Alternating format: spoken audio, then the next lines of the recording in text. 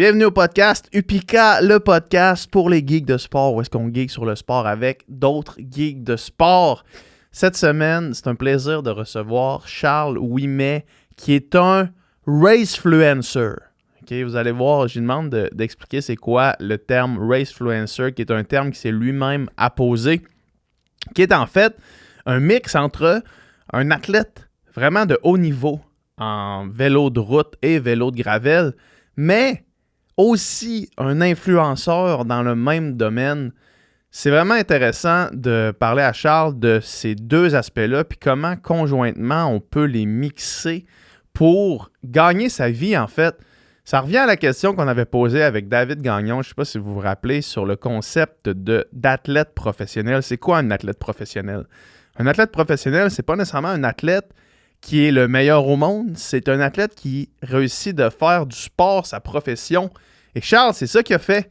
Il nous explique ses débuts sur YouTube, comment tout ça a commencé, comment est-ce qu'il a réussi à se créer un auditoire, comment il a réussi à se développer une crédibilité à même le monde du vélo. Cette crédibilité-là qui, éventuellement, lui a permis de pouvoir vendre des produits, de pouvoir faire rayonner des marques de vélo et tout ça, évidemment, en générant des revenus. Puis, évidemment, parler de générer des revenus dans le sport, parfois, ça peut être tabou. Par contre, moi, je trouve ça absolument imbécile que ce le soit parce que chapeau à n'importe qui réussit à se monétiser, à monétiser leur plateforme et à pouvoir vivre de leur sport. Moi, je vous l'ai déjà dit, je l'ai déjà dit en fait plusieurs fois sur le podcast, si on m'avait donné 20 000 $ par année juste pour payer ma bouffe puis ma maison pour continuer à faire de la natation,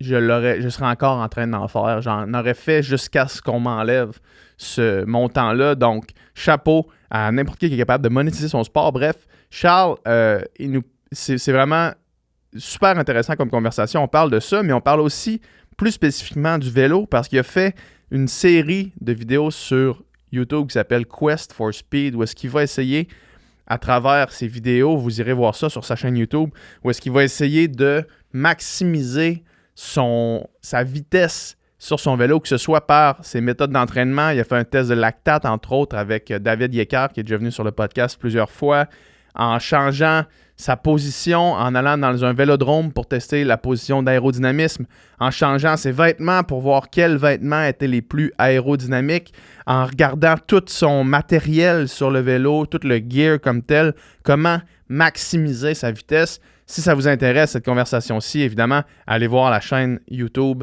de Charles, suivez-le sur les réseaux sociaux, tout ça va être dans la description du podcast. Le podcast de cette semaine est présenté par Upika. Upika, c'est une compagnie de suppléments de sport d'endurance. Le premier produit, le Upika Endurance, est un tout-en-un pour pendant votre performance. Vous allez voir, on en parle avec Charles de l'importance de la nutrition dans les sports d'endurance, à quel point on est sous-alimenté souvent et à quel point la sous-alimentation peut mener à une récupération plus lente, des performances diminuées, alors que si vous restez on top de votre nutrition, bien, vous allez être capable de recommencer jour après jour et pendant l'effort, vous allez être capable de fournir un effort meilleur qui va vous permettre d'avoir des meilleurs résultats. Dans ça, c'est tout ce que vous avez besoin. 25 grammes de glucides avec 16 grammes de dextrine cyclique, qui est un glucide qui quitte l'estomac rapidement, donc à vidange gastrique rapide, donc ça ne donne pas mal au cœur, ça ne reste pas longtemps dans le ventre. On a des électrolytes, 300 mg de sodium pour la rétention d'eau, les électrolytes pour remplir ceux que vous perdez à l'effort. On a de la taurine pour la création d'énergie, la thermorégulation, vitamine B et C pour réduire le stress oxydatif sur vos muscles lors d'efforts de longue durée. Bref, tout ça et encore plus. On a la formule Endurance qui est celle que je viens de vous dire. On a la Endurance Plus qui est la même avec 100 mg de caféine. Tout ça dans 5 saveurs. Utilisez le code UPIKAPOD 2023 pour sauver 10% sur votre première commande au upika.ca. Allez voir ça. Puis restez à l'affût parce qu'il y a des nouveaux produits qui s'en viennent prochainement. Je touche du bois là, parce que c'est toujours plus long qu'on pense, mais on a reçu notre numéro de produits de santé naturelle de Santé Canada pour notre prochain produit. Ça s'en vient imminemment. J'oserais même dire d'ici un mois. Mais, encore là, comme je vous dis, tout peut changer. C'est très instable comme milieu. Bref, sans plus attendre, je vous laisse avec cette conversation avec Charles Ouimet.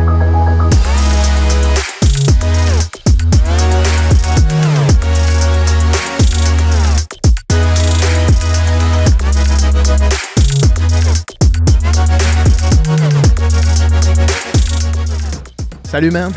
Salut, PH. Merci d'être là aujourd'hui. Ben, merci de m'inviter, ça me fait plaisir. Yes. Hey, première question que je voulais te poser, j'ai pas planifié beaucoup de questions parce que je pense qu'on va juste y aller avec le flow, mais la première question que je voulais te poser, c'est comment je te présente? Ah boy. C'est quoi? Non, mais comment toi tu te présentes au monde? C'est quoi tu fais, tu sais? Parce que je vois le racefluencer qui existe. Ouais. C'est ça? C'est quoi? Comment tu te présentes? Bon, c'est ça, le terme racefluencer, c'est un terme que je me suis approprié. À un moment donné, quelqu'un me lançait ça un peu en hate, un peu en insulte, puisque je fais de l'influence, mais je course aussi au plus haut niveau du Québec. Ouais. Donc, j'ai juste mergé les deux termes, racefluencer, puis c'est rendu mon branding. Ouais. Je le trademark, c'est moi le racefluencer du Québec. Puis ça en est drôle, puis c'est exactement ce que c'est. Parce que, oui, je fais de la création de contenu, oui, je fais de l'influence, comme on dit, mais comme je dis, je suis un coureur élite. Haut niveau, là, je suis au plus haut niveau au Québec. Je fais pas loin des podiums, 5e place en fin de semaine, 10e la semaine passée. C'est ce que je fais. Je crée du contenu, je fais du bike, puis je mixe ensemble les deux. Ouais, fait que racefluencer. Mais j'aime l'expression, en fait. Je trouve ça, c'est comme, OK, tu reprends ce que les gens te lançaient. Exactement. Là. Est-ce que c'est mal vu dans le milieu? Tu sais, de quelqu'un qui fait, qui est influenceur, entre guillemets. Moi, ce mot-là, je le connais bien parce que je me le suis fait apposer rapidement, là, tu sais. Mais est-ce que c'est quelque chose qui est mal vu dans le milieu du sport d'excellence? Parce que moi, quand je le suis devenu influenceur, j'étais plus dans l'excellence. Je l'ai été avant, je le suis plus maintenant, tu sais. Je crois que je dérange beaucoup au niveau élite. Y a-tu un peu de jalousie parce que je peux en vivre du sport, puis d'autres qui ont un meilleur fitness que moi sont meilleurs, puis ils font pas une scène avec? J'entends des échos, il y a du monde que je sais que ça parle dans mon dos, je sais qu'il y a du monde qui aime pas ça, il y a du monde qui trouve ça niaiseux, mais il y a du monde qui aime ce que je fais, il écoute religieusement mes vidéos, il écoute mes recommandations, il écoute mes tests, il écoute les vidéos que j'ai fait, il me suit, puis au final... Moi, je fais ce que je ferais rien d'autre anyway. Je fais du bike, j'aime ça créer. Puis je partage mon expérience, puis j'ai une opinion forte, puis ça me dérange pas de la partager haut et fort, dire sur les médias sociaux quand quelque chose fait pas mon affaire.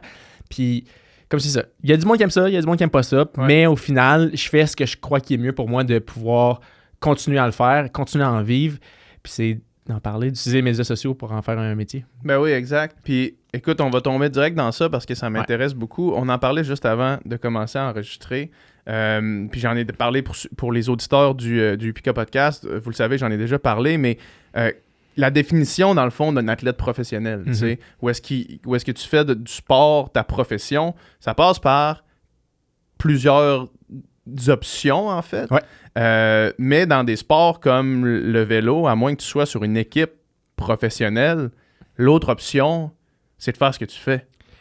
Vraiment. Puis même sur une équipe professionnelle, dès que tu n'es pas au niveau World Tour, tu es une coche en dessous des meilleurs au monde, tu vas faire 13 000 par année. Ouais, c'est ça. C'est brutal comme sport. T'as toujours des milliers de gens qui vont toujours vouloir prendre ta place dans une équipe semi-pro pour peut-être percer, vivre à un salaire... Pas de salaire. Ouais. Puis devoir faire autre chose. Devoir travailler, puis faire là, autre chose. Ouais. Arriver à la fin de ta vingtaine, t'as pas percé. Il y en a qui n'ont pas d'études, il y en a qui n'ont rien d'autre que le vélo dans la vie. C'est pas facile comme sport. Ben, comme tout sport professionnel, on s'entend. Mais c'est une des façons que j'ai trouvé pour moi de me faufiler entre les mailles du filet pour réussir à générer des revenus puis juste continuer à faire ce que j'aime. Comment ça a commencé? Ça a commencé, je pense... Parce que j'ai vu j'ai vu une publication que tu as partagée, c'est comme toi au fil du temps. Là. Puis là, c'est comme, OK, skate bum, longboard bum, patin de vitesse. Et après ça, toi dans un kit de mountain bike, puis toi dans un kit de road bike. Exact. Ben, en fait, début, 18 ans, j'ai découvert le longboard de descente. Ça a été mon premier sport où j'ai commencé à mettre toute mon énergie dedans. J'ai réussi à évoluer jusqu'au niveau World Tour, faire des coupes du monde en longboard de descente. En descente, très niche, fait que genre, tu descends le plus vite possible. Ouais, puis, il fermait des routes de montagne, balle de foin dans les virages, puis c'est départ à 4 personnes, les 2 premiers avancent au round suivant. Ça sonne comme de quoi de dangereux, ça, quand même. Là. Oui, et... Parce qu'en oui. snow, mettons, tu tombes en snow, t'es sur la neige, Ouais. tu glisses, puis tu te fais mal, probablement. En ça, tu tombes sur l'asphalte, man. Ben, t'avais un habit de cuir complet, Ok. casse full face, c'est comme les mêmes habits qu'en moto, GP. Fait que quand tu tombes, ça glisse. En route fermée, c'est safe. Balle de foin, tout virage, pas de voiture. C'est juste les entraînements en route ouverte qui étaient peut-être très dangereux Mhm. quand il y a des voitures à contresens. Puis ce sport-là a pris toute ma vie jusqu'à ma mi-vingtaine à peu près. Là, j'ai découvert le patinage de vitesse, me chercher un sport élite accessible au Québec l'hiver. À mi-vingtaine, tu t'es dit, OK, non, là, ça me prend un sport élite. Maintenant, j'ai jamais fait de... T'avais-tu déjà fait du sport qui nécessitait comme du cardio puis du musculaire? Ou genre- Non, pas autant, non. Alors, autre que le longboard, c'est un sport très demandant physiquement, mais ça se ressemblait beaucoup au patinage de vitesse. La technique de virage, Ouais. les hanches qui tombent dans le virage, la main au sol, ça ressemblait. Fait que j'ai pris vite le patinage de vitesse pour après ça me rendre compte qu'il y avait trop de gatekeeping. C'était trop dur de percer. Les clubs amateurs voulaient pas me laisser ma chance.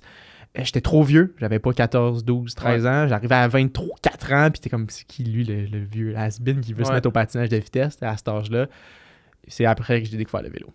Puis comment tu l'as découvert? T'es juste genre... C'était... les coachs de patin disaient que c'était un bon cross-training l'été. Puis une fois que j'ai touché à ça, c'est ça que j'ai réalisé. Il y a une vraie compétition au niveau adulte. À tous les fins de semaine, il y a des courses. Ouais.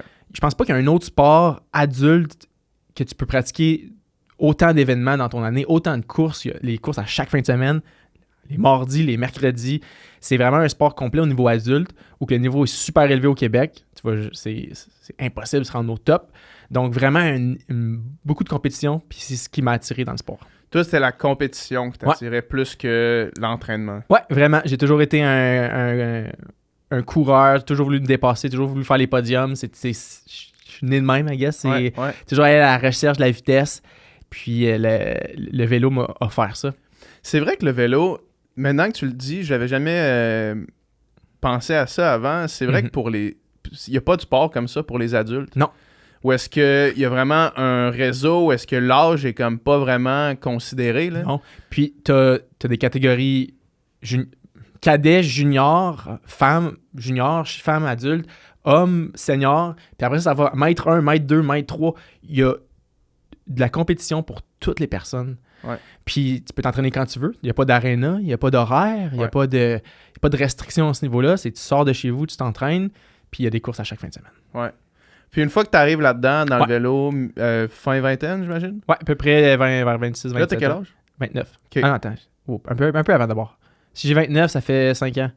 OK, 24, après mi-vingtaine. Ouais, à peu près. Puis comment est-ce que tu arrives dans... Parce que là, t'es racer, mais comment t'amènes l'influenceur dans cette histoire-là? Ça, c'est arrivé comment? C'est venu une couple d'années plus tard. Début de la pandémie, en fait, moi, autre que le sport, initialement, j'ai une compagnie de production photo-vidéo qui s'appelle Refined Moment. Je travaille avec des spécialisés dans le sport commercial, sport expert, mais pour l'euro client et beaucoup d'autres. Fait que toi, cette compagnie-là, c'est toi qui l'as lancée? Ouais, ça fait 10 ans que je fais ça. Est-ce que t'es tout seul dans ça? J'avais un employé, là j'en ai un autre à temps partiel. OK. Mais c'est moi, je suis photographe, vidéographe de carrière, on peut dire. C'est ma compagnie. Ce qui est un bon point d'entrée dans la création de contenu. Exactement. Donc, quand la COVID a frappé, tout le monde le sait, les entrepreneurs, surtout moi, j'ai été touché, tous mes contrats étaient annulés, là, je pense. Ouais. J'avais 50 000 de contrats qui s'en venaient dans le prochain 6 mois, puis tout, bam, zéro. Tout annulé, tout est reporté. Puis c'est là que j'ai réalisé, j'étais déjà rendu à un assez bon niveau en vélo pour dire que hey, je pourrais peut-être me mettre à en parler, parce qu'il faut quand même être à un certain niveau. Puis j'ai clairement le niveau de production vidéo de qualité. Je sais comment faire des bonnes vidéos, de bien tourner, bien présenter. J'ai mixé ça ensemble. Puis j'ai toujours été un consommateur de YouTube. Et je me dis, bon, ben, je me lance. J'essaie. Je sors une vidéo YouTube par semaine, no matter what, pendant 2 premières années. Puis avec le boom cycliste que la COVID a donné, tout le monde le sait, tout le monde s'est mis à faire du vélo. Tout le monde s'est mis, parce que c'est un des seuls sports que tu pouvais. J'ai rapidement gagné beaucoup d'abonnés. J'ai rapidement pu trouver une façon d'en générer des revenus. Puis maintenant, 3 ans plus tard, j'en fais une carrière. Ouais. Puis comment est-ce que les vidéos que tu faisais, c'était-tu initialement juste des reviews? Puis à quel point est-ce que tu as fait des reviews gratuits avant de commencer à en faire des rémunérés? Très bonne question. En fait, étant une personne qui consommait YouTube depuis longtemps et qui comprenait un peu le game de YouTube, ce qui est très, très important, là, c'est pas n'importe qui peut se lancer sur YouTube. La stratégie que je suis allé au départ, c'est que je me suis dit, puis que j'avais fait beaucoup de recherches, personne ne va écouter un vlog, une aventure de quelqu'un que tu connais pas. Mais tu vas écouter un product review d'un produit qui t'intéresse. Puis c'est comme ça que j'ai commencé à build up mon audience. J'ai commencé à... Tout ce que j'avais chez nous dans le monde de vélo, je me dis, gars, on va faire une vidéo sur ce produit-là, une vidéo sur lui, une vidéo sur lui. J'ai partagé mes vraies expériences, les bons coups d'un produit, les mauvais coups d'un autre. Puis les gens se sont mis à les écouter. Puis le but, c'était d'être découvert par la recherche. Donc, quelqu'un qui écrit dans la barre de recherche, paire de roues, whatever, review, je tombe dans les premiers, clique sur les vidéos. Puis c'est après ça que j'ai réalisé, ça a commencé à avoir de l'attraction. Puis c'est après ça les codes affiliés, ça a commencé. C'était une façon facile d'avoir des produits que j'avais pas. Aucun risque pour l'entreprise. Il envoie un produit, il envoie un code. Puis si tu fais des ventes, tu as une commission. Si tu fais pas de ventes, tu n'as pas de commission. Fait que c'est là que j'ai commencé à établir un peu un barème où je voulais être le plus transparent possible. Donc, dans toutes mes reviews, il y a une section les plus, il y a une section tout ce que j'ai détesté. Puis au final, si tu es conscient, tu as eu toute l'information, tu vas acheter le produit en bonne connaissance de cause, ma job est faite. C'est ça, comme ça, je le voyais. Man, c'est tellement intéressant ce que tu viens de dire là, parce que derrière, il y a plein d'affaires sur lesquelles on pourrait partir à partir de juste ton intervention là. Moi, j'ai commencé, quand j'ai commencé à m'intéresser à la course à pied, après ma carrière de nageur, il y a un gars qui s'appelle Seth James Moore qui fait des reviews de souliers. OK. Puis le gars, il fait des reviews de toutes les marques de souliers du monde entier. Il se fait envoyer chaque fois qu'il y a c'est comme le plus gros reviewer de souliers de course sur YouTube. Puis chaque fois qu'il y a une nouvelle compagnie qui sort un nouveau soulier, il envoie. Lui, il fait son review de première course, son review après 50 miles. Puis tu sais, il fait vraiment le gros stock. Là, puis moi, au début, je commençais à écouter son affaire. Puis j'aimais vraiment ses reviews. Puis quand il est commandité, il y a un affiliate link aussi. Tu peux aller sur son site puis acheter les souliers à partir de son site. Puis ça lui donne une cote. Puis même les souliers que tu voyais que c'était une commandite, ils sortaient pas 10 sur 10. Là. Non? Ils sortaient 7 sur 10. Ils sortaient moins bons que d'autres souliers random d'une autre compagnie, tu sais. Qui avait acheté lui-même. Qui avait lui-même acheté ou qui s'était fait donner juste gratuitement sans échange de rien, tu sais. Puis moi, ça y est, cette intégrité-là que j'y ai retrouvée, ça l'a fait que j'écoute encore, je veux dire, mes souliers sont 7, là, je sais quels souliers j'utilise, sauf que j'écoute encore ces reviews chaque fois qu'il en sort une, tu sais. Puis au-delà des reviews, il y avait aussi du lifestyle puis l'humain derrière, tu sais. Toi, c'est quelque chose que tu as fait aussi? Absolument. Donc, une fois, j'ai commencé à transitionner un peu aussi mon contenu. Après, quand il commence à avoir une certaine base, les gens qui reviennent, qui écoutent, j'ai commencé à faire plus autant des tests de produits, mais en real time, là, comme dans la vraie vie. Puis je partageais un peu plus ma personnalité aussi, pas juste en parlant du produit. Puis du monde sont mis à aimer ce que je fais. Puis de fil en aiguille, ça a amené vers des super gros projets. J'ai fait des films de vélo. Ocean to Heaven, probablement mon plus gros film à Hawaï, 200 000 visionnements sur le film. Tout le monde, dès que quelqu'un me parle de YouTube, me parle de ce film-là. Mais tout ça a été la suite de créer des contacts dans l'industrie pour faire des produits qui, là, après ça, ces compagnies-là ont décidé de me supporter dans d'autres projets que les reviews, faire des films de vélo, faire des aventures, des challenges, des training camps des équipes professionnelles. Ça a ouvert tellement de portes. Ça, j'ai vu les training camps, justement, avec les équipes professionnelles. Là, peux-tu me parler un petit peu de ces expériences-là? Peux-tu me dire un peu qu'est-ce qui s'est passé? Parce que j'ai vu ça passer, j'ai pas vu comme tel le contenu qui en a été créé. Là. Le contenu est très geek. En fait, je peux donner un... Là, tu parles aux auditeurs ultimes qui vont aimer ça. Là. Ici, on geek sur des produits geeks. Là. Fait donner un petit peu de contexte, équipe professionnelle EF Pro Cycling, ceux qui sont en rose. Anciennement EF Education. Oui, exact. C'est la même chose.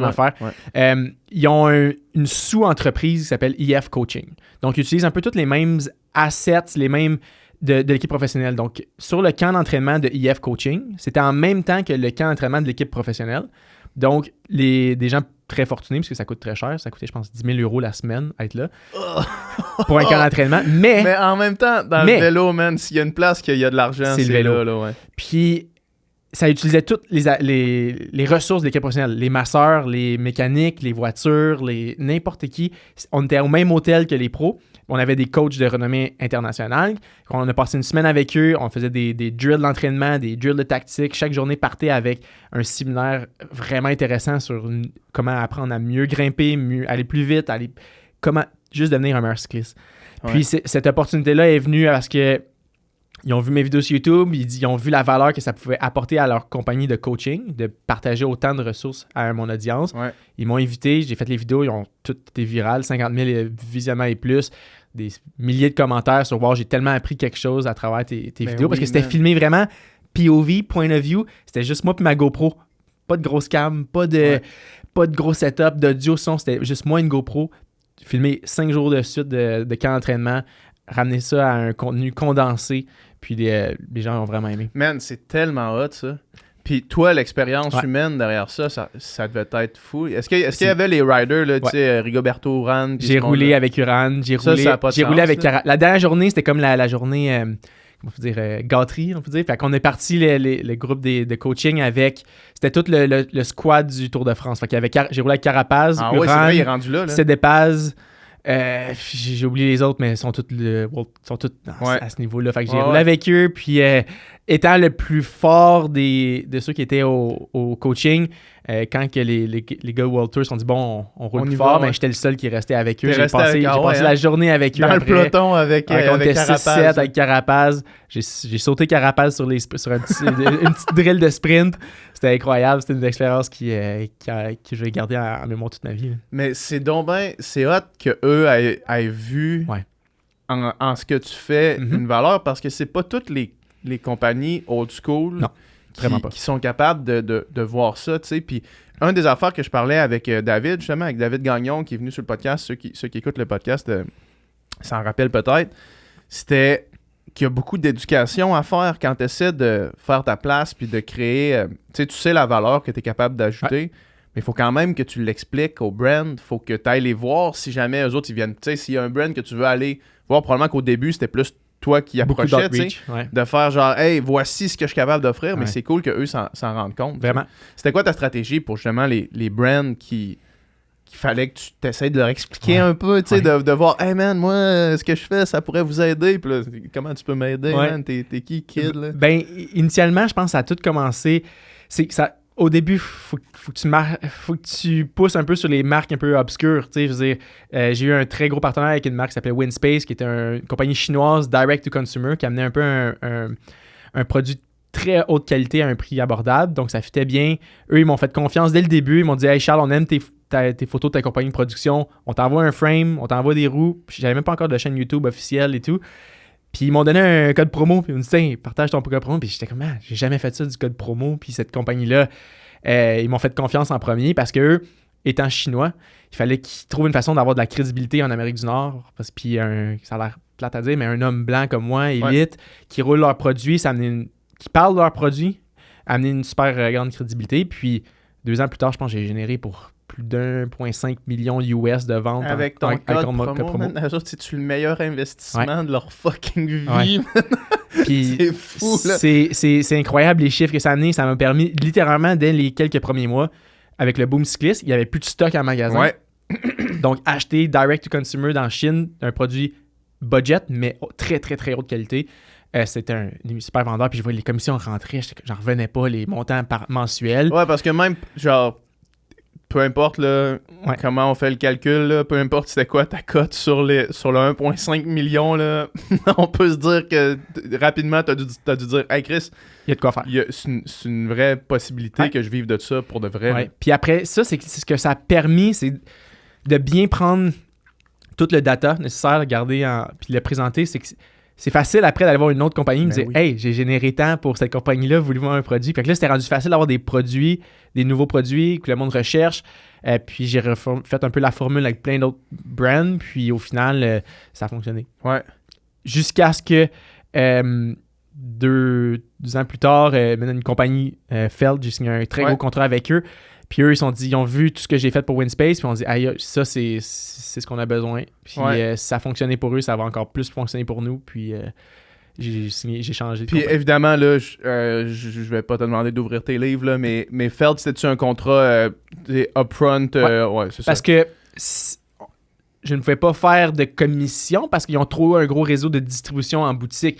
Donc, Ouais, c'est ça. ils vendent même pas direct to consumer. Fait qu'il n'y a pas de façon de Pour track. toi, ça vaut pas la peine. Mais non, Si parce le monde, que- si le monde entend parler de Feld de par tes vidéos, Puis ils ils vont s'en vont avoir- en compagnie. En boutique, ça marche pas. Ouais. Donc, c'était un peu à nous de juger comment... Moi, c'est sûr, je voulais aller chercher le plus haut possible. Eux, c'est le plus bas possible. Tu sais, ça reste une business. Même si vous êtes des partenaires d'affaires qui veulent le mieux pour chacun, C'est ça. tout le monde va défendre ses intérêts. Là. Puis pour en faire ce que je peux, ben c'est ça. Fallait que je prouve une façon. Donc, j'avais les chiffres de Winspace, j'avais les chiffres de tous mes autres produits, puis on s'est entendu sur un montant qui me permet de vivre du vélo. Ouais.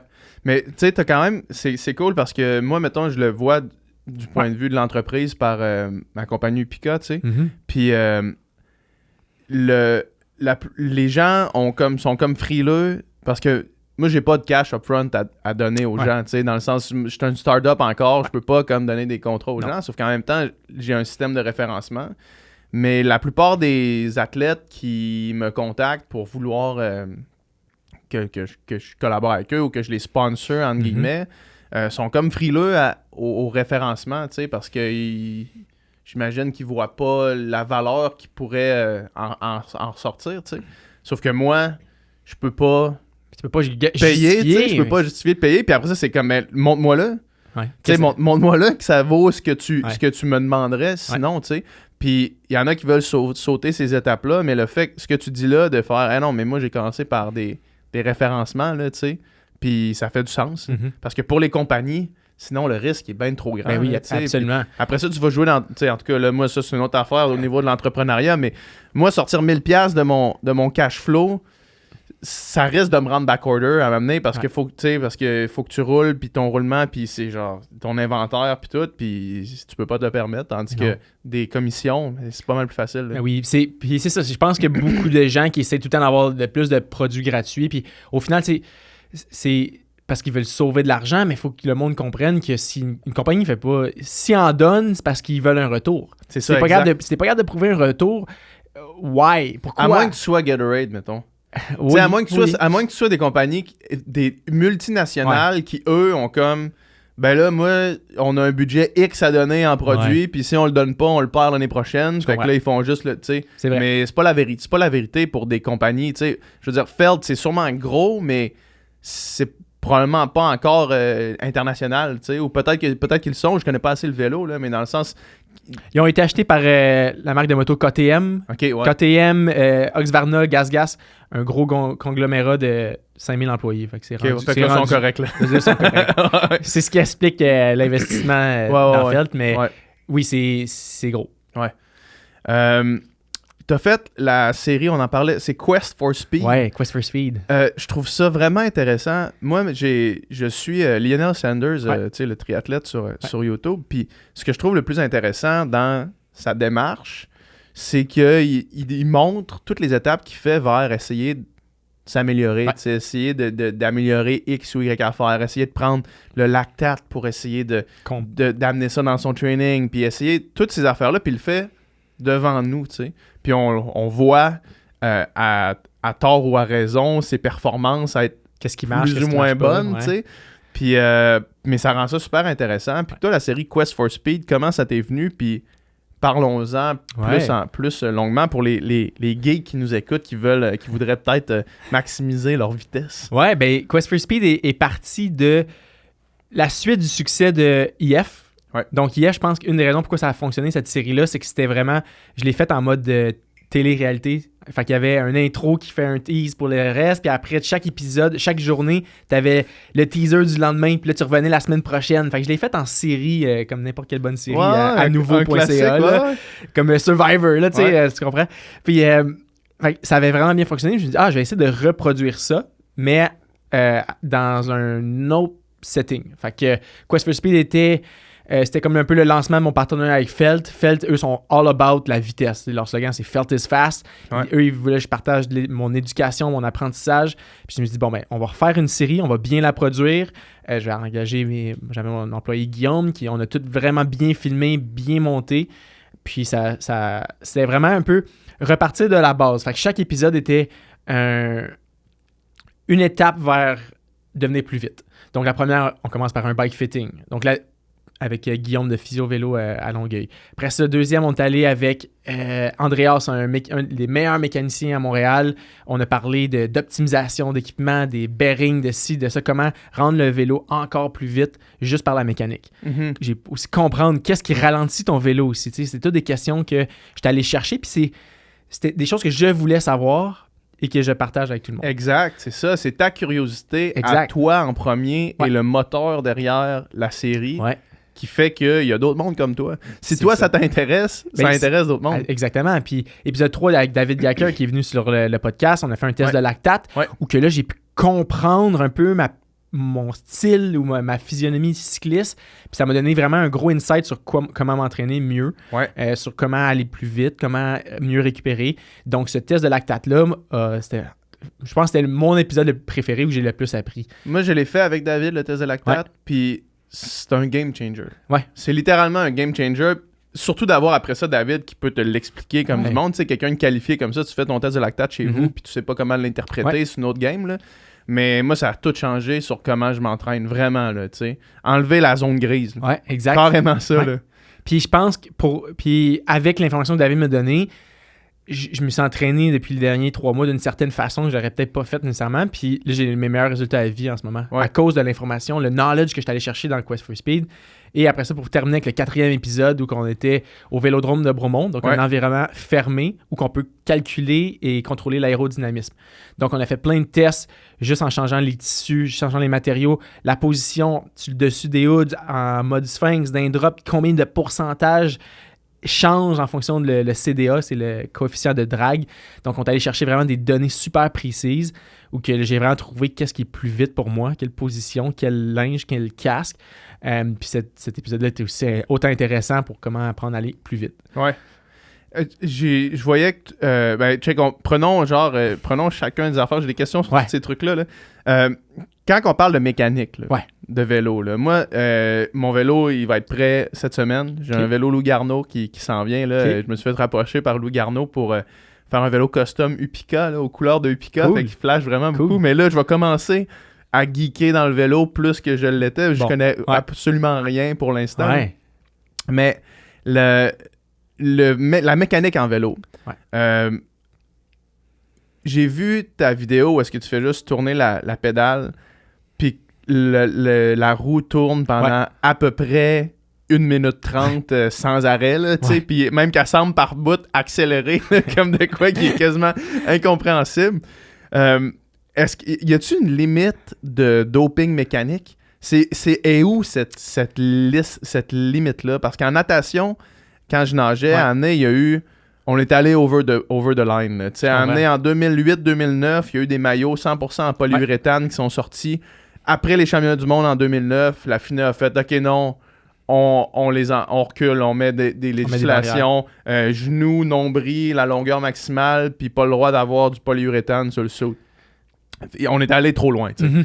Est-ce qu'en vélo, tu sais, parce que évidemment, avoir un moteur dans ton frame, on s'entend que ça, c'est vraiment du doping mécanique, mais est-ce qu'il y a une limite que tu penses qu'on s'approche à amener de faire hey, là, les bearings qui roulent tout seuls? Là? Ouais, ben, je pense, c'est que dans le vélo, il faut comprendre que c'est une somme de gains marginaux qui fait une différence. Ouais. Donc, c'est un terme, les marginal gains, Ouais. tu veux les rechercher Sur toutes sur tout. les pièces. Là. Parce que quand tu y penses, 0.3%, on s'en fout, 0.3%. Mais quand tu as un 0.3% sur le casque, un 0.3% sur les gants, un 0.3% sur le... Ça arrive vite à 2-3%. Puis dès que tu arrives, on va dire, si on parle en puissance ou à 300 watts, ben, si tu sauves 3% à 300 watts, ben, au lieu pour la même vitesse, tu vas être à 290 watts. Mm-hmm. C'est un gros gain. Ouais. Donc, c'est vraiment un amalgame de petites choses. Puis c'est prendre le temps de tout le temps s'assurer que son bike à une pointe mécanique, t'as rien qui te ralentit. La chaîne est en état, la chaîne n'est pas stretchée, les bearings tournent, t'as pas de la graisse de poignée dans la poulie. Il y a 1 million d'affaires. Puis quand t'additionnes tout ça, c'est là que ça fait une différence. Ouais. Puis est-ce que toi, mettons, avant chaque course, tu démontes ton bike au complet, tu le clean, man, genre nickel, parce que dans les équipes pro, leurs mécaniques font ça, là, tu sais, mais toi, tu fais ça avant chaque course? Je vais te dire, avant, je pense dans les dernières années, je faisais moins ça, je portais moins attention. Puis cette année, avant les 3 courses que j'ai fait au Québec, j'enlève la chaîne, je repasse tout. Puis j'ai fait mes meilleurs résultats depuis que j'entretiens encore mieux mon bike. J'ai un meilleur vélo, j'ai des meilleurs équipements, mais le fait de prendre le temps de vraiment bien dégraisser la chaîne, d'enlever la cochonnerie qui reste poignée, ça change tout. Ouais, puis les courses que tu fais, là, j'ai vu, en fin de semaine, c'est les critériums. Ouais. Combien de temps ça dure? Les critériums, c'est 1 heure à peu près. Okay. Généralement, tout le temps 1 heure. Course sur route, celle qu'il y avait il y a 2 semaines était un peu plus courte. C'était peut-être 2h15. Sinon, c'est à peu près 3 heures les courses sur route. Je fais les deux. Fait que mettons le 10 watts là, en termes de pourcentage qu'on parlait tantôt, là, sur 30 minutes, ça change quelque chose, mais pas tant que ça. Mais sur 3 heures, l'énergie que tu dépenses supplémentaire, c'est compound, là, ça s'accumule puis ça devient vraiment gros. Là. Ah oui, absolument. Puis c'est souvent, il n'y a pas juste la mécanique, c'est le haut du corps aussi. T'sais, en fait, il faut penser que, je pense, la statistique, c'est le vélo est à peu près 10% de ton drag aérodynamique. C'est ton corps qui est 90%. Ouais. Fait que tu as bien plus de choses à gagner sur la position, sur le tissu que tu utilises. Mais la position, c'est le plus gros avantage mécanique. C'est ça que tu as trouvé quand tu es allé à l'aérodrome. Le Vélodrome. L'aérodrome, ça serait sûrement une affaire en NASA. Ouais. Mais fait que le Vélodrome, quand tu es allé au Vélodrome, c'était ça vraiment le gros take-out, c'était la position. Ouais, ben je peux sortir les chiffres ou aller voir la vidéo en détail si vous voulez, mais les 2 gros barèmes qu'on a voulu tester, premièrement, on est parti sur une position en haut des hoods, ordinaire, vraiment stable, confortable, avec un jersey serré, un bib normal, un casque aéré normal. Puis après ça, on l'a refait avec un skin suit, un petit chop plus long, mais avec un tissu qui est aéro, avec un casque aéro, puis c'était 7% de gain. Juste en changeant le casque et le tissu. Ouais. Tabarnak. 7%. 7%, c'est massif. Là. C'est massif. C'est énorme. Ouais. Donc ça, c'était une des premières grandes découvertes de la journée. En termes de confort, t'étais-tu vraiment moins bien? Ou... Non, même affaire. Ah ouais, hein? C'est un jersey versus un skin suit. 7%. Puis casque, man. C'est fou, ça. Puis les bas aussi. Gros gain sur les bas. Les bas aéro, là. C'est énorme gain sur les bas. C'est recherché, là, la marque Rule 28 que je travaille avec. Eux, ils ont fait plein de recherches en soufflerie. Puis juste les bas, ça peut être comme 2%. Parce que c'est les jambes c'est un des premiers points de contact, c'est tes jambes qui sont larges, tu sais, les mollets ou les tibias, c'est 3-4 pouces. Ouais. Puis ça ballotte dans le vent avant-arrière. Donc si tu as un tissu qui fait en sorte que l'air coule mieux autour du mollet, c'est un gros gain. C'est fou, ça. Ouais. Hey, 7% juste avec des affaires qui sont même pas liées à ta position, puis des affaires que n'importe qui peut changer demain matin. Ouais. Donc, comment qu'on le... On a pas... En test en vélodrome, on peut pas rentrer dans le spécifique, puis on a fait un gros changement de 3 pièces d'équipement. Donc, on est bas, casque, skin suit. Selon l'expert qui est avec moi, il dit le casque à peu près 1,5-2%, les bas 1,5%, puis le skin suit 3-4%. Ah ouais, hein? Ça fait notre 7%. Ouais. Puis, fait qu'après ça, là, vous avez testé la position. Ouais. La position. Position gros gain. Donc, position confortable sur le dessus des hoods. Tu sais, comme en caméra, vous le voyez, là, normal. Ouais. Puis en sphinx. Sphinx, c'est les bras à 90 degrés. Donc, sur le top des hoods. Ce qui est très, très, très dur à position à pouvoir garder longtemps. Faut être stable. Puis, il faut que ton fit sur le vélo soit fait d'une certaine façon que la potence soit à la bonne place. Puis ça, c'était 10%. 10% en passant en sphinx. En passant en sphinx, ouais. Puis d'un drop en bas d'un poignet, c'était 2% moins vite que le sphinx. OK. Donc, fait que le sphinx étant vraiment le plus rapide. Plus vite pour moi. Parce que ça change. À chaque personne, la physionomie, quelqu'un a des plus longues jambes, plus basses, le dos droit, moins droit. Faut le tester. C'est des genres de choses qui fait que c'est pour ça que tu vois, mettons, tu sais, moi, je suis un auditeur ou un amateur de cyclisme professionnel, tu sais, puis d'un classique de printemps, Ouais. quand Pogacar est comme tout dominé avant de tomber sur la dernière, Paris-Roubaix, Ouais. je pense. Quand il attaquait puis qu'il allait tout seul en avant, il se plaçait En sphinx. en sphinx pendant C'est plus un vite. genre de 20 minutes Ouais. jusqu'à l'arrivée. C'est le plus vite. C'est Ouais. de loin le plus vite. Tu vois, dès qu'il y a un échappé, tout le monde est, Tout le monde est de même. tout le monde est le même. Mais tu peux pas garder ça pendant 4 heures. C'est ça. Fait que c'est pour ça que quand tu es dans les roues, tu es plus relax. C'est là que tu reprends ton confort. Parce que c'est un gros strain sur le corps d'être dans cette position-là, de la tête baissée, les épaules remontées. Donc, c'est vraiment qu'il faut que tu choisisses ton moment ou quand tu veux y aller. Puis souvent, c'est quand tu vas aller vite. Ouais, c'est ça, exact. Puis, ouais, c'est ça. Fait que là, on a parlé de la mécanique. Ouais. Puis la mécanique, juste pour revenir là-dessus, Ouais. quelqu'un qui veut mettre son hypothèque sur son vélo, là, il est capable sûrement. Là. Ouais. Tu sais, ça coûte cher. doit monter vite. Ça là. coûte- ça Tu sais, coûte si tu veux très, très cher. maximiser toutes tes affaires, puis les Ouais. petits 0,3% de ce qu'on avait, ça doit quand même devenir extrêmement dispendieux.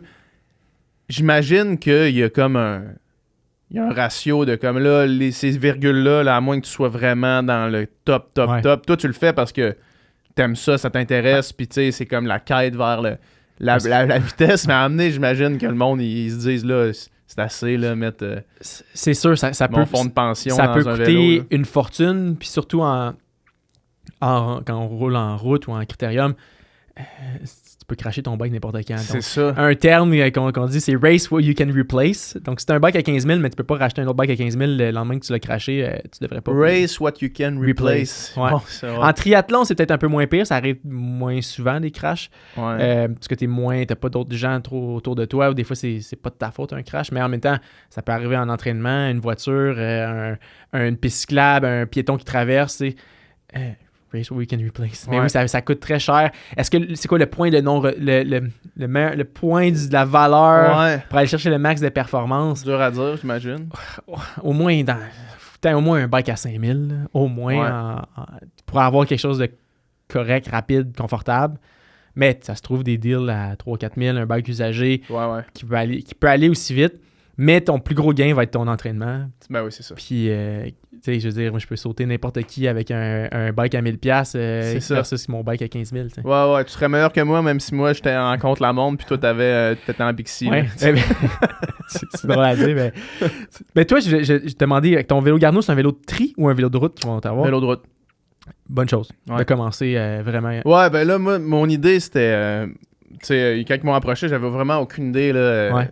Tu sais, je connais pas ça pantoute, sauf Ouais. que ce que je me suis dit, c'est j'aimerais ça pouvoir aller faire des longues journées Ouais. sur le vélo, de cross-training, Ouais. puis de, tu sais, éventuellement peut-être me diriger vers le triathlon, là. Fait Mhm. que mais j'avais pas l'intention d'avoir Ok. un vélo genre de contre-la-montre de Ok. tri, là. C'est une bonne chose parce que c'est quelque chose que tu m'avais dit que tu voulais peut-être éventuellement t'y lancer à fond. Puis c'est peut-être une erreur qu'on voit souvent au niveau des gens qui se lancent dans le triathlon.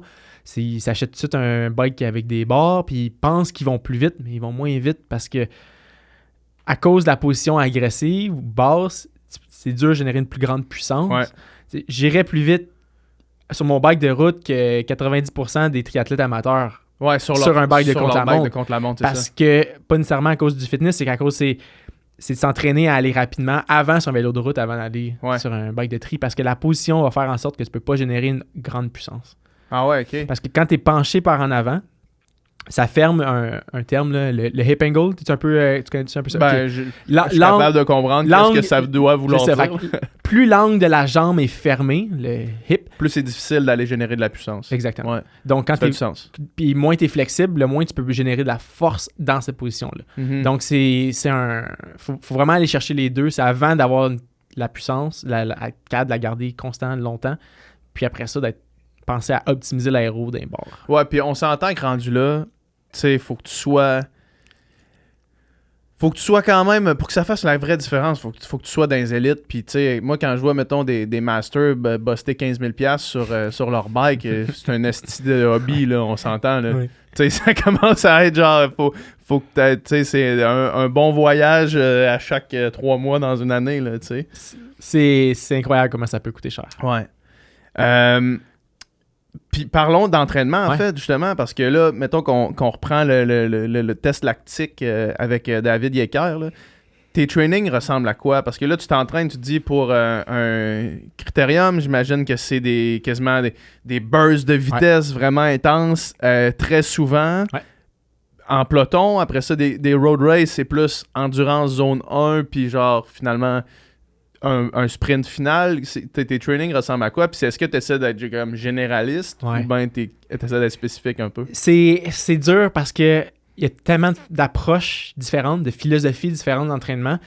C'est sûr que quelqu'un qui va juste s'entraîner, il dit « Moi, je fais juste des courses d'1 heure, je fais juste des crits. » T'as beau juste t'entraîner à faire des intervalles, souvent, si t'as pas l'endurance d'arriver en fin de course pour pouvoir lancer ton plus gros sprint, ben là, t'es pas gagnant. Ouais. Parce que t'as beau avoir... T'es resté dans le pack, tu t'es pas fait lâcher, mais... Mais t'as pas l'endurance de sortir ton plus gros sprint à la fin de la course. Puis c'est ça qui est important. Puis moi, c'est un peu ça mon défi. C'est que j'ai probablement je généralise, mais dans le top 10 des plus gros 15 secondes au Québec, là, je peux sortir un immense 15 secondes. Sauf que moi, il faut que je sois capable de le sortir après 1 heure de course. Ouais. C'est ça qui est difficile. Fait que là, c'est la force... À travers toute sa carrière, la force de Mark Cavendish, exact. C'est ça. C'est de le sortir. C'est pas le gars qui watt le plus en test, c'est pas le gars qui a les meilleures aptitudes cardiovasculaires, c'est que sa capacité à sortir un sprint à la fin d'une étape. Sauf que là, si tu t'entraînes juste en endurance, ben là, tu perds ton punch. T'es pas capable de le sortir. Ouais. Fait que c'est comme une game de trouver le meilleur ballon, d'être capable d'être fort en fin de course, puis d'être capable de bien naviguer son vélo. Dans les critériums, hier, j'ai filmé toute la course là, avec une caméra en avant, puis c'est fou l'action qui se passe dans le dernier tour. Critérium, ça a l'air vraiment débile. Je t'enverrai la vidéo d'hier, mais c'est comme, j'étais en avant, puis là, ça prend 3 secondes, t'as déjà 25 personnes qui me contournent, puis là, il reste à peu près 40 secondes à la course, il reste un demi-tour, puis il faut retrouver les bonnes roues, remonter, être agressif, pas cracher. Puis c'est tout ça en sortant des gros chiffres. Puis après ça, une fois, c'est lancer le sprint à la fin. C'est ça qui est dur aussi. Fait que comment tu t'entraînes pour ça? Moi, c'est un mix.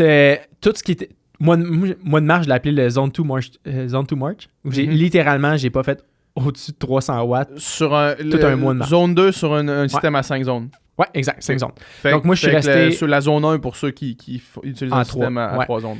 Tout mon mois de mars, littéralement, j'ai pas fait un intervalle, pas un sprint. Parce que je l'ai déjà, le sprint. Je l'ai déjà, dans le sens, avec le patinage à vitesse, le longboard, j'ai déjà l'explosivité. Ouais, t'as les fibres rapides. Là. C'est ça, vraiment. Puis on l'a vu avec David aussi dans Quest for Speed. Il l'a vu, il dit, mon lactate est capable de monter vraiment, vraiment, vraiment, vraiment plus haut que n'importe qui. Mais quand j'arrive à ce niveau-là, j'explose. Ouais. Donc, pour moi, c'était important de monter ma zone un peu plus haut de zone 2. Donc, tout le mois de mars, j'ai fait juste la zone 2. Avril, j'ai commencé à faire du spécifique. Puis maintenant, là, c'est sûr que les courses ont commencé. Il n'y a plus vraiment d'entraînement. Là, c'est rare parce que tu cours à chaque 2-3 jours. Donc, c'est de la récup entre les... C'est de la récup entre, puis c'est de la récupération active. Aller faire un petit 30 kilos avec ma blonde sur le tandem. Sur le bord du canal. c'est ça, c'est d'être plus relax. Mais c'était pour moi, personnellement, c'était ça. Zone 2, toute mars, intervalle, sprint. Puis là, c'est de... Quand il y a un petit délai entre les courses, c'est de rajouter de l'intensité, rajouter des intervalles, puis juste rester rapide. Ouais, fait que c'est ça, ok. Fait que vraiment de la zone 1 pour être capable d'arriver à la fin des courses en n'ayant pas grugé dans ton système anaérobique. C'est ça, exactement. Ouais, ça fait du sens, là. Moi, quand je nageais, j'étais un peu comme toi, là. Tu sais, j'étais capable de puncher vraiment beaucoup, puis... mais j'avais comme... C'était l'endurance que si j'avais voulu étirer mes courses, je veux dire, c'est des courses de 23 secondes. Fait qu'on s'entend que t'as pas besoin d'avoir le bagage pour toffer 1 heure avant de puncher 23 secondes. Là. Ouais, c'est ça. J'avais pas besoin d'avoir ça. Là. Mais clairement que ma zone 1 était vraiment sous-développée. Puis quand j'ai fait ma transition vers la course à pied, où est-ce que là, ce n'est que de la zone 1 pratiquement, tu sais, où genre t'es tout le temps en aérobie, là, c'est rare, à moins que tu fasses un 400 mètres, mais je fais pas ça, là. Fait que t'es tout le temps en aérobie, tu sais. Fait que là, j'ai réalisé, surtout après avoir fait le test de lactate, que genre, ok, ma zone 1 c'est juste ça, il faut que je passe du temps dans zone 1, dans le fond. Ce qui est plate, des fois, tu sais. Ouais, mais en même temps, je sais pas, mais je trouve ça plus facile de se motiver à s'entraîner en zone 1. Moi, j'ai comme... T'es-tu un gars qui s'entraîne plus tout seul ou avec des gens? Tout seul. OK. Ouais. Fait que tout seul en zone 1, c'est facile. Aller faire des intervalles tout seul, je trouve ça plus tough un peu, là. Mentalement, mettons. En vélo, c'est dur parce que souvent, quand tu vas rouler avec d'autres gens, t'as beau te dire, aujourd'hui, je roule easy, je roule zone 2, puis là, tu roules avec tes chums, puis là, commence après. t'as commencé à faire une première attaque, une deuxième, Ouais. puis là, c'est juste un concours de qui a le plus gros... Ouais, mais moi, c'est pour ça que je cours tout seul maintenant. Ouais, c'est ça. Parce qu'avant, c'est comme, OK, là, j'ai une course en zone 1, puis finalement, tout le monde punch à la fin, Ouais, c'est puis là, ça, les t'sais. derniers kilos, t'es à bloc, puis Ouais. tu fais comme, man, c'était supposé être relax, aujourd'hui, je suis pété. Là. Puis là, tu viens de perdre un peu tout le but de l'entraînement. Exact, Puis là, c'est ça. ça impacte les jours qui suivent. Donc, moi, ça m'a vraiment aidé à être discipliné, vraiment. Quand je dis je roule zone 2, je roule zone 2. Puis des fois, je roule avec des chums, puis genre, T'es laissé aller. je les laisse aller. Ouais. Je leur ai dit au début, faites ce que vous voulez. Tous mes chums de la Rive-Sud à Boucherville, ils courent pas. Ils sont bons, ils font pas de la course, mais tu sais, eux, quand ils roulent pour, comment je peux dire, être fatigués à la fin. Ouais, Ils roulent pas exact. en passant aux courses qui s'en viennent la fin de semaine. Je Fait comprends. que, quand moi je leur dis, hey boys, moi aujourd'hui c'est zone 2, puis si vous roulez plus fort, all good, mais moi je sors pas de ça. T'sais. Ouais, la discipline pour Ouais. respecter ça, c'est vraiment un enjeu important. Là. Ouais, mais C'est- encore plus, c'est quand tu vas. Je sais pas, tu pas encore allé au circuit à Gilles Villeneuve, Non, là, non. mais tu sais, là, c'est dur, étant pour moi un courseur, voir tous les trains, tous mes chums. Le monde se draft, puis Ah, ça ça passe se à côté, draft, ouais. puis c'est tous mes amis, puis je les vois aller, j'aurais le goût de rentrer dans le train, puis aller faire des attaques, mais finalement, non. Ouais. On reste dans le plan, on suit le plan. Ouais. C'est Molly Seidel, qui est une marathonienne, est arrivée 3e aux Olympiques sur marathon, là, Ouais. aux derniers Olympiques. Puis elle a dit, c'est la championne du monde. Mettons, tu regardes son Strava, puis elle a l'air d'une coureuse vraiment mauvaise. Là. OK. Tu sais, parce que ses sorties sont tellement lentes. Là. OK. Genre, mettons, ses sorties Ouais. lentes, Ouais. ses sorties de jog sont tellement lentes. Puis elle a dit, des fois, c'est frustrant à quel point il faut que tu ailles lentement. Ouais. Mais que tu ailles, mettons, là, je vais donner des chiffres, mettons que tu cours à 5 minutes du kilo ou à 6 minutes 30 sur ton entraînement, il n'y aura aucune différence. C'est mettons que tu es en zone 1 à 5 minutes, mais en zone 1 à 6 minutes 30, ça ne changera absolument rien, mais à 6,30, tu vas beaucoup moins accumuler de dommages Ouais. musculaires, Ouais. de dommages tissulaires Ouais. qu'à 5 minutes, tu sais. Fait qu'elle, ces courses-là sont comme... Je pense qu'elle est à 3 minutes au-dessus de son pace marathon du miles sur ses courses easy. Tu regardes ça, c'est lent, là. Genre. Mais on race day, Mais on race day est c'est prêt. ça. Moi, comme quand je suis sorti jeudi, c'est comme faut être lent. Je suis prêt à être lent le jeudi pour être rapide le dimanche. Exact, ouais. Faut le voir de même. Ouais, exactement. Puis, y a-tu un entraînement différent entre le gravel puis la route? Non, ben oui. Parce que tu fais du gravel. Je fais aussi du gravel. Ça dépend. C'est que le gravel il peut être vu de tellement différentes façons. T'sais. Pour beaucoup de gens, le gravel, c'est l'aventure, le party pace. Ouais. C'est juste aller aux événements avec tes chums, rouler en chum, finir, puis prendre la bière après. Le vibe est un peu... Le vibe est très, très différent. Au trail, le gravel est à la route ce que le trail running est à la course. Ouais, exact. Sur route. Ouais, ça ferait du sens. Ouais.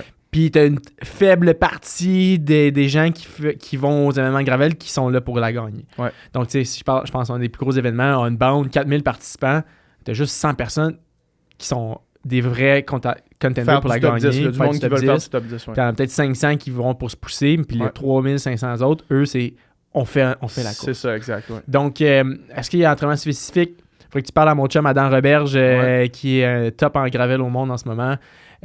Puis lui, c'est sûr que c'est du gros volume parce que les courses sont longues. Ouais, c'est ça. Les courses sont 5 heures, 6 heures, c'est du 200 miles, les courses de gravel. C'est long, 300 km. Fait que c'est vraiment, lui, il s'entraîne en fat bike l'hiver. Fait des journées de 6 heures Des à, longues journées, à moins là. 15. Ouais. Puis c'est des longues journées. Je dois faire une parenthèse sur Adam Roberge parce Ouais. que il y a eu une genre de mini controverse Oui. là, la semaine J'ai passée. parlé au téléphone. Moi, j'ai trouvé ça. Juste remettre peux-tu juste remettre en contexte les gens, puis après ça, moi, je vais donner mon take sur ça pour. Puis j'aurai pas de retenue sur ça. Ouais, Fait que dans le fond, c'est ça, il a gagné une course, mais dans la controverse. Tu peux exactement. expliquer qu'est-ce qui s'est passé Ouais. exactement. Donc, pour ceux qui ne savent juste pas ce qu'il y a dans Ouais. Roberge, c'est un ancien skieur sur route très très haut niveau continental au Québec. Mhm. Puis il y a vraiment Il y a découvert. son nom sur Pro Cycling Manager, ceux qui jouent au jeu. Là. Fait que quand t'as ton nom sur Pro Cycling, quand il y a un personnage qui est là, puis que c'est toi, t'as un bon niveau de C'est ça. vélo. Là. Il a couru au plus haut niveau sur route, peut-être dans presque World. Pas World Tour, là, deux coches en dessous. Puis il a découvert que par le gravel, il peut en vivre plus facilement. Il a focusé sur le gravel, puis maintenant, il gagne des grosses courses de gravel. Parlant de la grosse course, Gravel Locos était il y a 2 semaines. Donc, le problème avec la gravel, c'est que c'est un gentleman's club. Là. Le top du gravel, là, tout le monde se connaît, tout le monde se suit. Puis il y a comme des règles non écrites. Que quand tu es un groupe en avant, faut que tout le monde travaille égal pour pas que l'échappée se fasse rattraper. Ouais. Ça, c'est une règle non écrite. Ouais. Sauf que le problème, c'est que si tu travailles égal que les anciens, tous les autres tops, mais Adam qui est une coche en bas d'eux, s'il travaille égal, à la prochaine boss, prochain défi, il va se faire larguer. Ouais. Donc, stratégiquement, pourquoi il travaillerait égal, pull for pull, le terme, pourquoi il travaillerait égal que les autres, en sachant très bien qu'ils sont un peu plus forts, il faut qu'ils jouent stratégie. Ouais. Donc, ce qui est arrivé à Gravel Locos, c'est, je pense, il y avait un échappé, il était une dizaine de gars, puis les 7-8 autres, ils travaillaient aussi fort, mais Adam, il dit, moi, je travaillerai pas parce que moi, je suis correct à amener ça au sprint. Ouais. Il restait en arrière. Puis, je sais pas, vers la fin, il a attaqué tout seul parce que tout le monde était explosé. Ouais. Il a travaillé pour mais pas lui. Puis, il les a sautés, puis il a fini en break tout seul, puis il a gagné la course. Ouais. Puis ça a fait une grosse controverse. Ça a fait une controverse parce qu'il n'a pas tiré égal que les autres. Moi, quand j'ai vu ça, là, je comprenais pas. Ouais. Je comprenais pas pourquoi il y avait une controverse à ce propos-là, parce que le monde essaie de gagner. Ouais. Tout le monde essaie de gagner. Mm-hmm. Puis tu utilises la meilleure stratégie. Puis si les autres sont tannés que lui, il tire pas, t'as juste à te lever. T'as juste à te lever sur ton bike puis pas tirer toi non plus. Vous allez vous faire rattraper par le peloton puis ça sera ça. C'est dans le fond, moi je comprenais pas. Genre, puis peut-être que c'est parce que je connais pas les règles non écrites du gravel. Peut-être que c'est parce que... Mais de mon point de vue de compétiteur, qu'un gars se fasse... reprocher d'avoir utilisé la stratégie qui l'a amené à gagner, je trouve ça absolument débile. C'est sûr. Puis au final, après avoir parlé à Kadan au téléphone, les autres qui ont peut-être réalisé un peu que c'était con leur commentaire, puis ils sont excusés, puis parce que ça a fait une grosse controverse. Parce qu'au final, il a gagné la course en une stratégie. Est-ce que c'est fair play? Il n'y a pas autant de travail que les autres. C'est débattable. On s'en fout. Au final, l'important, c'est qui le premier qui traverse la ligne. C'est ça. Dans la légalité, t'as pas coupé t'as pas pris un raccourci sur le parcours, t'as pas drafté une moto sortie cachée du bois, tu t'es pas dopé. Exact. On s'en fait. Il y a grosse controverse, mais au final, je pense qu'Adam il est sorti on top of it parce que tout le monde a pris son bord quand ils ont réalisé à quel point c'était niaiseux. Ouais, c'est ça. Puis c'est vraiment comme... J'imagine que c'est parce que c'est du gravel que ça fait une controverse, parce que sa route, ça aurait jamais été une question. Il y a personne qui va dire à Mark Cavendish, qu'est-ce que tu fais, tu tires pas. Mais non, Mark, il dit, moi, je suis là pour le sprint. Là. C'est ça. Moi, je reste en arrière, puis je vais vous sauter au sprint. Fait que, c'est à l'heure... Quand il y a un échappé en vélo de route, quand tu vois qu'il y a un gars qui travaille pas, ça arrive, on dit qu'il y a 5 gars en échappé, puis t'en as un qui veut pas travailler, ben c'est à l'échappé de dire, soit t'acceptes qu'il y a un gars qui travaille pas, ou tu l'attaques jusqu'à ce qu'il saute. Fait que tu fais des attaques, puis à un moment donné, il est plus là, mais là, tu te retrouves avec ceux qui ont réussi à tenir. Sauf qu'Adam, il est trop fort pour se faire larguer dans ces attaques-là. C'est ça, ouais. Mais il était une coche en bas pour être aussi fort qu'eux. Fait il a joué la meilleure carte du monde, il était patient, puis... je suis content de savoir que c'est revenu l'autre bord puis que le monde a comme compris, là, tu sais. Ouais. Parce que, puis aussi, c'est que le gravel, c'est comme up and coming. Ouais. Puis si tu acceptes pas que les gars jouent pour la victoire puis la compétition puis comme relever tout le temps le niveau, ben comment tu veux que ton sport grossisse, tu sais? Si tu commences à bâcher les gars qui gagnent parce qu'ils ont utilisé une bonne stratégie, ton sport, il est voué à rester un sport de plaisance, là. Ouais. Mais tu sais, Adam, il n'a pas été chanceux. Je pense qu'il y a souvent un target sur son dos, on peut dire. C'est arrivé aussi même l'an dernier. Encore une fois, le boys club du gravel sont tous dit ensemble, OK, on arrête tous au prochain feed zone. C'est une autre controverse, on peut en parler. Fait que tout le monde s'est dit, OK, on arrête au prochain feed zone. Puis Adam, lui, il s'est traîné un hydration pack. Il s'est dit, fuck that, man. Moi, j'attends pas. Fait que tout le monde s'est arrêté. J'ai traîné. Puis je l'ai amené, il a attaqué le feed zone, puis là, ça a été une autre controverse. Adam Robert, j'attaque le feed zone, nanana. Mais au final, c'est une autre stratégie. Puis les gars étaient fâchés contre lui. Mais avant la course, tout le monde s'est dit on met pas notre hydration pack, puis lui, il l'a mis. C'est comme... Mais man, moi, c'est tant que... tu sais, dans le fond, Si tu veux que ton sport devienne professionnel, Ouais. faut que ça fasse partie de la game, sinon ça le deviendra jamais. Ça va rester un sport de genre on s'amuse les fins de semaine. Là. Ouais, exact. Puis c'est ça. Le gravel, c'est différent. Personnellement, j'aime ça, mais j'aime mieux la route. J'aime mieux les crits. Ça me rejoint plus comme type d'athlète. J'en ai fait beaucoup. Assez pour dire que c'est le fun, mais je préfère la route. Ouais. T'as fait un doublé l'autre fois. Ou est-ce que t'as fait une course de gravel, t'as changé tes roues, puis t'as fait une course de route? Ça ressemblait à quoi cette journée-là? Ah, souvent avec YouTube, on se dit, tu penses à des idées un peu. Je vais faire ça va être intéressant pour les pires YouTubers. idées, Puis là, tu te ramasses dedans, tu fais oh man, fuck. Ouais, exactement. Puis j'étais à Seattle, un des plus gros trade shows de vélo en Amérique du Nord. Fait m'ont envoyé pour couvrir l'événement. Puis ça a donné que la course de gravel puis la course sur route était la même journée. Ça aurait été le fun, ça soit ça. Mais j'avais juste mon bike de gravel. Donc on s'est dit, bon, ben là, j'ai fait de la gravel le matin. On a changé les tires. Fait de la course sur route en après-midi. Puis c'est sûr, la course sur route, j'avais déjà 3 heures de bike dans les jambes. J'arrive avec des gars qui étaient tous fresh. Ouais. Évidemment, j'ai crampé, mais j'ai quand même toffé 3 quarts de la course avec le pack. Puis c'était le fun pareil. Puis c'était un beau petit vidéo que j'ai fait avec ça. C'est du stock. Qu'est-ce qu'on ferait pas pour le contenu? Là? Ouais, mais dans cette vidéo, je peux en faire une parenthèse, peut-être tu l'as probablement vu, mais un des secteurs de cette... Parce que souvent, les organisateurs de course de gravel, ils veulent rendre ça tellement extrême que c'est une course de mountain bike, mais sur des bikes de gravel. Ouais. Puis il y avait puis Seattle, c'était ça. C'était littéralement un parcours de mountain bike en bike de gravel, ce qui est niaiseux. T'as pas de suspension, t'as des plus petits tires. Tu te pètes. Puis à un moment donné, je me suis enregistré, j'avais parti à GoPro. C'est-tu ta vidéo la plus virale? Ouais, je pense que ouais. Donc je descends un secteur, puis je sais pas ce qui m'est... je me suis mis à parler à voix haute, à réfléchir à voix haute, puis c'est tout à capturer avec la caméra. C'est juste moi qui sacre du beau Québécois, là. C'est le pire. T'as l'air, man. Tu shakes de même sur ton bike. Je me demande pourquoi je fais ça. Tabarnak, c'est quoi ça? Puis au final, je trouvais ça drôle. Moi, ça m'a fait rire. Je dis, on va en faire un reel. Puis là, ça a explosé. Genre 1,5 million de vues. Puis ça a comme parti. Ça a été viral en France. Ça a l'air que les Français, ils ont utilisé ça comme façon d'apprendre le québécois.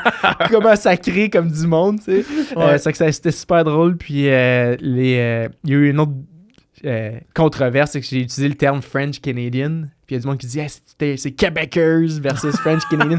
Fait que dans les commentaires, ça se battait sur le terme. Puis t'avais les Français qui trouvaient ça drôle, puis t'avais les Québécois qui se battaient contre les Canadiens français en termes le terme French Canadian. Puis il y a rien qui permet de rendre une publication virale comme un débat dans les commentaires. Puis ça a marché. Puis c'est drôle parce que j'avais jamais vu ça quasiment sur Internet. J'avais exactement autant de likes que de shares. Ah ouais, hein? Donc, plus la vidéo montait, j'avais 2000 likes, 2000 shares. Puis 5000 likes, 5000 shares. Puis là, il est rendu à 50 000 likes, 40 000 shares. C'est comme, normalement, tu sais, le ratio, t'as peut-être, je sais pas, 10% de shares versus likes. Puis là, c'était comme égal. Ouais, fait que ça montait vraiment la viralité. Le monde, c'était shareable. Puis ça s'est retrouvé partout sur Internet. Là. Moi, ça m'a tellement fait rire parce que quand j'ai vu ça, j'étais au Colorado. V'là une couple de... v'là une semaine, dans le fond. Puis, je venais juste de... Tu sais, ce que tu dis de comme... Je sais pas qu'est-ce qui est arrivé. Je me suis mis à parler à voix haute, genre. J'étais en train de courir. Puis là, j'étais en trail. Puis là, je suis arrivé sur une trail où est-ce qu'il n'était pas encore déneigé. Fait qu'il y avait encore de la neige. De la neige jusqu'aux genoux. Mais c'était de la neige qui était encore dure. Fait que tu peux être par-dessus. Mais des fois, ça cale. Puis là, je courais, puis là, après un genre d'1h15 dans ça, je me suis mis à vraiment en avoir plein le cul, là, tu sais, pourquoi je suis monté ici, genre, là, fallait que je redescende, là. Puis là, à chaque pas qui calait, je suis tabarnak, puis j'étais tout seul sur le sommet d'une montagne au Colorado, j'étais tabarnak de calice, pourquoi je suis venu ici? Si! Puis là, après ça, comme j'ai vraiment compris, le genre, t'es là, puis t'es à l'effort, puis ça te fait chier, ça te fait mal, ça te pogne dans les bras, c'est tabarnak de calice que je crisse. C'est ça le bike des fois, tu te demandes, puis mais au final, j'ai quand même passé une belle journée. Je sais pas si à la fin du vidéo, là, c'est comme, OK, c'est bon, on est reparti. Tu sais, je revais une bonne humeur direct, puis j'ai fini la course. Puis c'est drôle quand même que tu dises, genre, les organisateurs de gravel veulent tout le temps que ce soit le plus intense possible. Tu sais, c'est comme, on peut-tu avoir juste une course correcte? Ouais, c'est pas du mountain bike, c'est du gravel, mais c'est ça. Des fois, c'est comme la ligne est où exactement, c'est trop facile, pas assez facile. C'est c'est un drôle de monde. Pour synthétiser, c'est un drôle de monde. Avant de finir, nutrition, parce que c'est le Upika Podcast, on parle de nutrition des fois. Là. C'est quoi ta nutrition? Ça ressemble à quoi? T'es-tu plus liquide, solide? Là, je sais que t'es avec Exact Nutrition pour les bars, leurs barres de glucides, leurs barres protéinées. Exact, partenaire depuis mon tout début. Je travaillais même... Avant, j'étais ambassadeur Lululemon avec Lawrence, qui était aussi ambassadeur Lululemon à la boutique Mylan. Puis c'est là qu'on s'est rencontrés. Puis depuis mes tout débuts dans le cyclisme, Lawrence était toujours là pour moi, pour me fuel my goals. Ouais, exact. Puis c'est sûr, j'adore leurs produits. J'utilise autre chose. Je prends pas juste Exact parce que maintenant, j'en mange tellement que je change. Là, j'achète des GU, j'achète des si. Mais parfois, envoyer des autres marques. J'essaie plein d'en faire. Niveau nutrition, sur le bike, je pense 99% des gens ne mangent pas assez. Ça, c'est un concept que tout coach va dire. C'est sûr. Surtout que le bike, tu peux manger parce que tu bouges pas, ton estomac bouge pas. Fait que la digestion se fait mieux qu'à la course, mettons. Ok, ça, j'avais pas. Ouais. Ok. Ben, tu sais, parce que quand ton estomac bouge, c'est là souvent que t'as mal au cœur puis t'as de la misère à ingérer assez de glucides, mettons. Là. Ok. Mais moi, j'ai appris encore une fois au camp de IF, c'est là que j'ai appris qu'encore une fois, je mangeais pas assez. Les autres, ils doivent manger en tabarnak. Aucun sens. Pour donner un guide de... Quand on faisait les efforts, les journées d'efforts, ta première bouteille, 90 grammes de carbs dans la bouteille. Dans ta première bouteille de 500 ml. Ouais, dans la première bouteille, tu vas chercher déjà 90 grammes. Puis la deuxième avait 30. Puis souvent, ce qui nous forçait à faire, c'est on disait on avait comme 1 heure avant de faire le plus gros effort de la journée, 5 minutes. Fallait que tu aies fini ta bouteille de 90 dans la première heure, plus un gel. Donc là, tu es à 120 grammes à l'heure. Le maximum que tu peux ingérer. Exactement. Près, là, puis depuis que j'ai appris... Ça passe bien. Ça passe bien, puis ça s'entraîne aussi. Tout le monde le sait, ça s'entraîne. Puis vraiment, je le vois, je pense à la course il y a 2 semaines, l'enfer des Patriotes, une des courses sur route les plus difficiles au Québec, parce qu'il y avait des secteurs de... C'est une course sur route, mais il y avait à peu près 13 secteurs de off-road, gravel, de 0,3 quarts. Avec ton bike de route. Là, puis ça a super bien été, puis j'ai réalisé à la fin, je pense que j'ai gardé 110 grammes à l'heure. J'ai fini la course de 2 heures, j'ai pris 9 gels, puis j'avais des carbs dans la bouteille, tu sais. C'était vraiment aux 15 minutes. Dès que je finissais un secteur, c'était c'est ça. Suite. Puis dès que tu restes on top of it, pour moi, étant peut-être je brûle beaucoup de glucides, étant peut-être une fibre musculaire plus en force et moins en endurance, je brûle peut-être beaucoup plus de glucides. Puis j'ai réalisé que plus j'en prends, plus je performe. Pas le choix. J'ai pas le choix. Je suis une machine. Je dois brûler vraiment. Là, puis avec, comme David, on l'a vu, avec le lactate, je brûle. Puis ma courbe de glucides par minute, il y avait une courbe là, qui donne dans son rapport.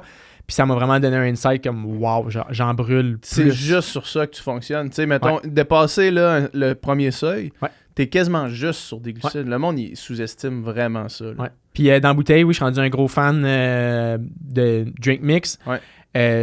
Tu sais, c'est sûr que j'ai des façons des fois un peu plus budget aussi, parce que ça peut coûter cher, tu sais. Fait que des fois, tu peux pas tout le temps prendre d'avoir du race fuel, tu sais, pour tous les entraînements, parce que quand tu roules 5 fois semaine, 400 kilos de bike par semaine, tu sais, juste du maltodextrine des fois, comme on the most budget, une scoop de maltodextrine. Au lieu d'avoir juste de l'eau, c'est du maltodextrine avec. Puis sinon...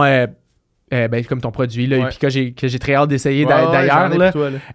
Puis ça, c'est comme, tu sais, je garde ces produits-là souvent plus pour race day ou pour les gros entraînements, parce que ça fait une bonne différence, là, les additifs. Soit la caféine direct dedans, soit les électrolytes.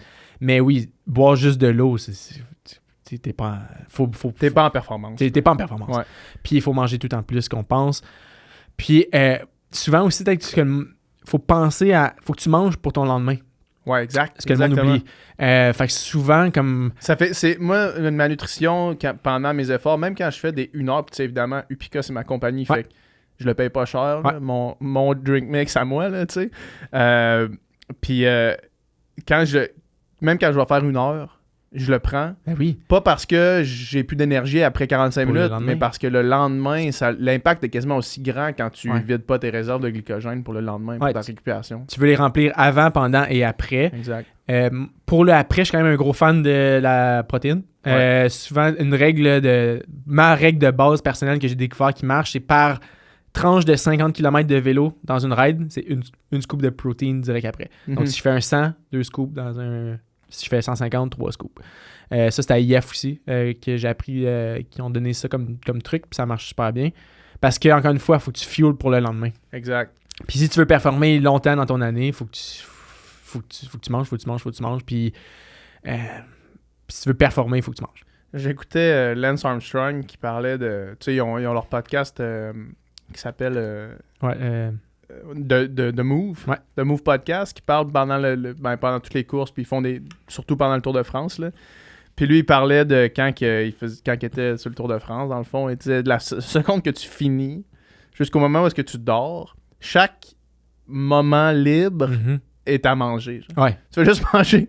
Tu manges des carbs, man, non-stop pendant 3 semaines. C'est juste ça que tu fais, tu sais. C'est fou. Le monde, c'est ça. Le monde mange pas assez, généralement. Puis, c'est ça. Plus que vous pouvez. Exact. Je pense que c'est qui m'avait dit ça, c'est un coach. Il dit, il a jamais vu quelqu'un qui mange trop. Ouais.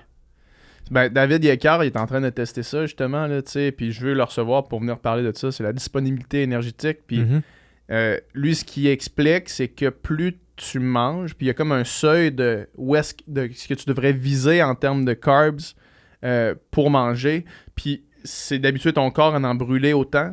Fait que le monde pense que tu vas prendre du poids, mais non, tu prendras pas de poids. Même si tu vas viser ce seuil-là qui est comme... Lui, j'ai hâte qu'il vienne m'en parler parce qu'il semblait me dire que c'était plus que tu penses. Là. Ouais. Tu penses qu'il y a une limite qui est vraiment plus haute. Puis si tu manges ça, ben, ton corps s'habitue à aller brûler ça, puis tu prendras pas, tu vas rester à poids égal, mettons. Sauf que tu vas avoir calissement plus d'énergie pour faire ton sport. Là, c'est vraiment intéressant. C'est le genre de recherche là, qui est fun à avoir les résultats. Puis au final, comme tu as mentionné, il y a beaucoup de monde qui ont peur de prendre du poids. On dit qu'ils vont faire du vélo pour perdre du poids. Ouais. Là, c'est le fameux watts par kilogramme aussi. Là. C'est ça.